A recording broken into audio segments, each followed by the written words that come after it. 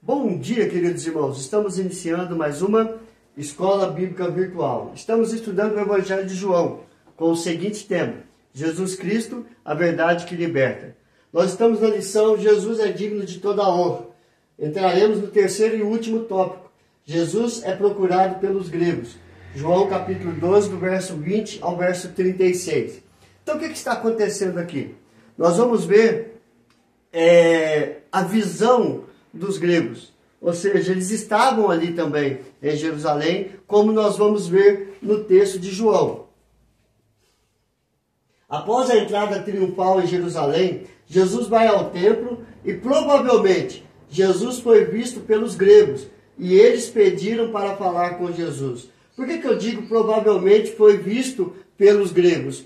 Porque Jesus teve a entrada triunfal. Quando nós estudamos Jesus é seguido pelas multidões, aquelas pessoas simples do interior, vendo Jesus chegar, colocou ramos, colocou vestes para a entrada triunfal de Jesus e clamava: bendito é o nome que vem em nome do Senhor, hosana nas alturas. Então, nós vemos que provavelmente os gregos, eles viram a Jesus na sua entrada triunfal. Em João capítulo 12, verso 20 e 22 diz isso: ora, entre os que subiram para adorar a festa, havia alguns gregos, e estes, pois, se dirigiram a Filipe, que era de Betsaida da Galileia, e lhe rogaram: Senhor, queremos ver Jesus. Filipe foi dizê-lo a André e Filipe o comunicaram a Jesus. Então eles viram a entrada de Jesus, a entrada triunfal em Jerusalém, e assim ficaram curiosos e foram pedir para conversar com Jesus. Neste diálogo de Jesus com os gregos e com as pessoas que estavam ao seu redor, Jesus ele revela três verdades imprescindíveis. Primeiro, Jesus ele fala da sua morte. João capítulo 12, 23 a 24. Respondeu-lhe Jesus: é chegada a hora de ser glorificado o Filho do Homem.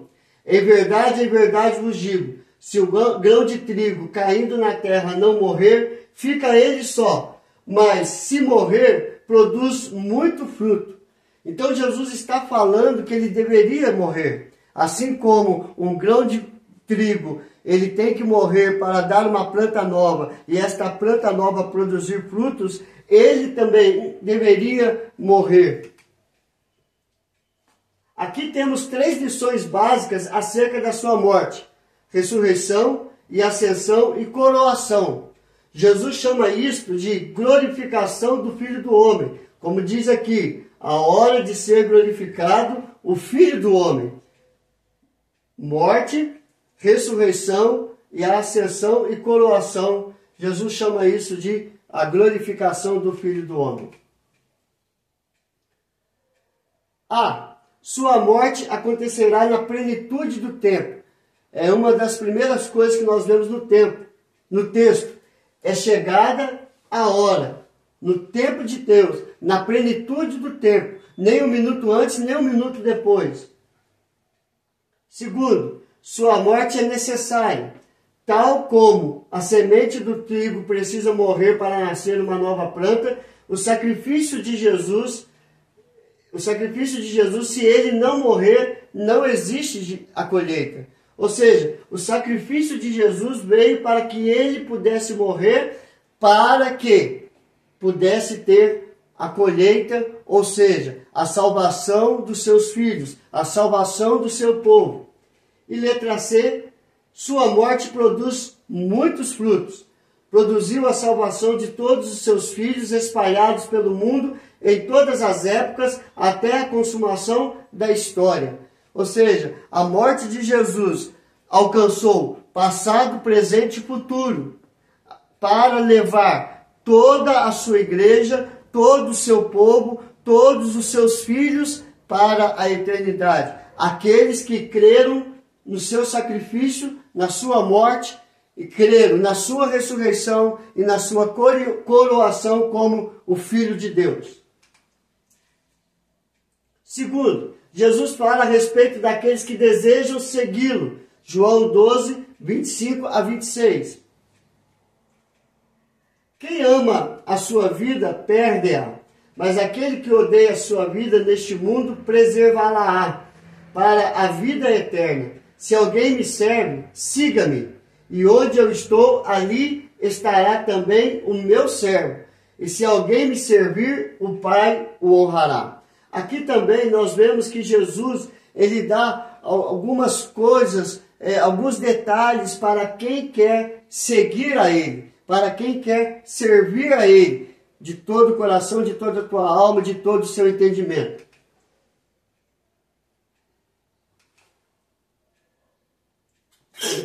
Para seguir a Cristo, terá que morrer para si neste mundo, a fim de ser preservado para a vida eterna. Tem que morrer para a causa de Cristo. Isto ocorre com serviço, como servo do Deus Altíssimo. E aqui também nós temos 3 lições básicas. Então Jesus está falando, se alguém quer seguir a mim, tem que morrer para este mundo, para nascer na glória, para ser preservado para a vida eterna. Tem que morrer pela causa de Cristo, sofrer pelo nome de Cristo. E isso com serviço, sendo servo do Deus Altíssimo. E nós vamos ver 3 lições para aqueles que querem seguir a Cristo Jesus. Primeiro, norma. Se alguém me serve, siga-me. Ou seja, para servir a Jesus tem que segui-lo. E para segui-lo tem que servir. E servir como? Com amor, com dedicação, com sacrifício e com alegria. Como nós podemos ver, por amor, 2 Coríntios capítulo 4, verso 5. Com dedicação, Lucas 17, de 7 a 10. Com sacrifício, João 15, 20. E com alegria, Salmo 100, verso de número 2. Então, assim é a norma para seguir e para servir a Jesus. Segundo, temos uma promessa. E onde eu estou, ali também estará o meu servo. Aonde Cristo está? Cristo está no céu. Ele estará conosco, estaremos com Ele pessoalmente no céu. Ou seja, aonde Cristo está, nós estaremos. É promessa dele. Para aqueles que creem, para aqueles que seguem a Cristo, para aqueles que servem a Cristo, tem a promessa de estar com Ele pessoalmente lá no céu. E a terceira, o resultado. O Pai o honrará. Quem serve ao Filho, honra o Pai. E assim, Deus nos chama para servir, Hebreus 5,4, capacita-nos para servir, 1 Coríntios 12, 24, e nos recompensa por servir, Hebreus 6, 10. Então, nós temos o resultado, nós temos uma recompensa, nós temos a coroa da vida eterna preparada para aqueles que seguem, para aqueles que servem ao Senhor, ao Deus Altíssimo. E assim, Ele nos capacita, Ele nos chama para servir, Ele nos capacita para servir e Ele nos recompensa por servir a Ele. Então, nós trabalhamos com a certeza que a vitória é nossa, que somos abençoados e que temos uma vida eterna garantida no reino dos céus. Terceiro, Jesus fala da sua missão. João capítulo 12, verso 27, 28, 31, 34 a 36. Jesus está indo para a cruz a fim de concluir a sua missão.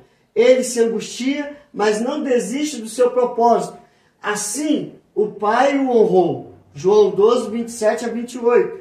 Ou seja, ele fala assim, olha, eu tenho que subir, eu tenho que ser levantado numa cruz, para que a minha missão seja concluída e o meu propósito seja cumprido, que é buscar e salvar aqueles que estão perdidos, buscar e salvar aqueles que creem nele, no seu sacrifício. Então, João capítulo 12, verso 27 e 28 diz, agora está angustiada a minha alma, e que direi eu? Pai, salva-me desta hora? Mas, precisamente com este propósito, vim para esta hora. Pai, glorifica o teu nome. Então veio uma voz do céu, eu já o glorifiquei e ainda o glorificarei. Então ele fala que ele está angustiado para a morte, mas ele ia pedir para ser livre desta hora? Não. Por quê? Porque ele veio com esse propósito, para morrer, para salvar todos aqueles que creem em seu nome. Então ele fala: Pai, glorifica o teu nome. E veio uma voz do céu dizendo: eu já o glorifiquei e ainda o glorificarei. A voz do Pai é mais um testemunho público de Deus. Por quê? Porque como foi no batismo de Jesus, ele também veio sobre Jesus dizendo: este é meu filho amado em quem eu tenho prazer. Então, a voz do Pai é mais um testemunho público de Deus sobre Jesus para o seu povo, reconhecendo a sua relação com o Filho. Se alguém se recusasse a crer nisso, a culpa cairia sobre si. Então, ele deu testemunho a respeito do Filho quando Jesus foi batizado. E agora, novamente, ele dá testemunho público sobre o seu Filho. Eu o glorifiquei e ainda o glorificarei. Então, quem não crer nesse testemunho que vem diretamente do Pai, a culpa cairá sobre si. Então nós temos na palavra mostrando que ele é o próprio Filho de Deus. Então se nós não cremos, a culpa não está em Deus, a culpa não está em Cristo, a culpa está em nós por não crer, nem no Pai, nem no Filho e nem no Espírito Santo.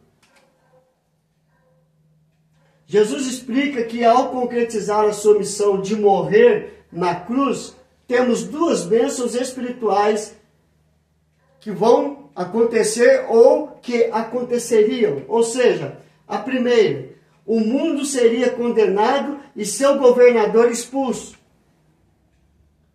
Chegou o momento de ser julgado este mundo, e agora o seu príncipe será expulso. João capítulo 12, verso 31.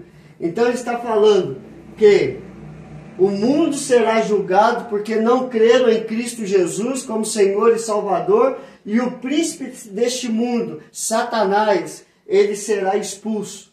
João capítulo 12, verso 31.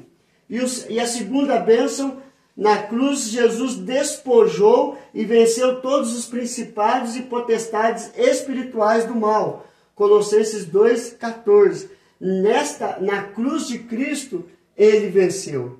É por isso que Paulo, ao escrever a carta aos Coríntios, ele fala: ó morte, onde está o teu aguilhão? Onde está a tua vitória? Ou seja, Cristo derrotou a morte e todos os principados e potestades espirituais deste mundo mal. Colossenses capítulo 2, verso 14 e 15.